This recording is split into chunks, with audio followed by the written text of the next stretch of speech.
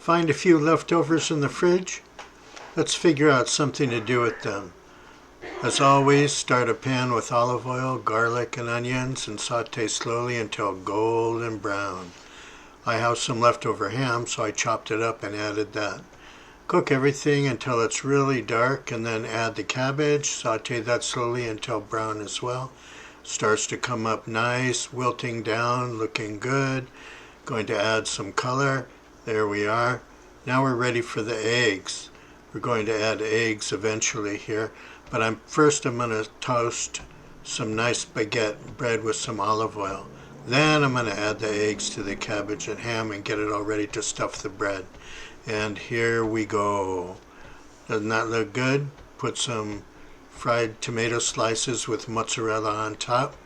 On the right you see some yucca pancakes I made. Same as potato pancakes when you have leftover mashed potatoes, just use mashed yucca instead.